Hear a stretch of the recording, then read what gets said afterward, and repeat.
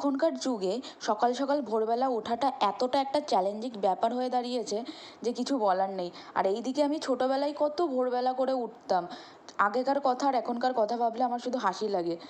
তখন না আমাকে কাউকে ডাকতে হতো না, আমি একা একাই ভোরবেলা উঠে পড়তাম কারোর ডাকার আগেই। কিন্তু এখন সেই কথা ভাবলেই আমি ভাবি যে আমি আর এখনকার আমি কতটা চেঞ্জ হয়ে গেছি।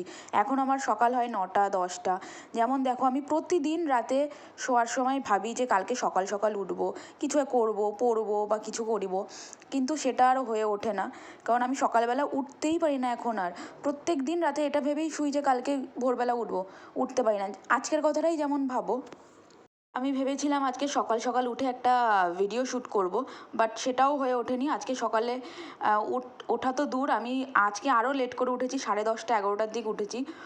নিজে কতটা চেঞ্জ হয়ে গেছি সেটা আমি নিজেকে দেখলেই এখন বুঝতে পারি।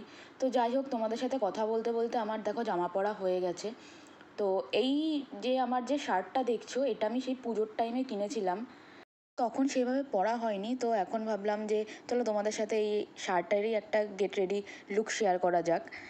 হ্যাঁ, আমি আজকে কিন্তু কোথাও বাইরে ঘুরতে যাচ্ছি না, আমি আজকে বাড়িতে বসে গেট রেডি শ্যুটটা করছি। গরমের মধ্যে বাইরে বেরোতে কি ইচ্ছা করে তোমরাই বলো? কারা যে এই গরমের মধ্যে ঘুরতে বেরোয় আমি জানি না।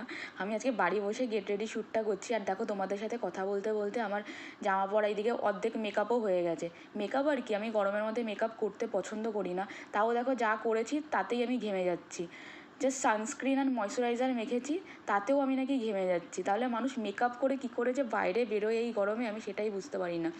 তো তারপরে দেখো, আমি অলমোস্ট এখানে আমার মেকআপ ডান হয়ে গেছে।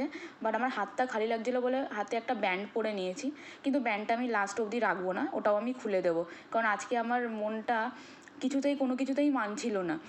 করছি মনে হচ্ছে সবই ভুল হয়ে যাচ্ছে। এরপর দেখো, আমার গলাটাও খালি লাগছিলো বলে আমি একটা লকেট পরছিলাম, কিন্তু লকেটটা আটকাতেই আমি পাচ্ছিলাম না, এত ছোট ছিল লেন্থে।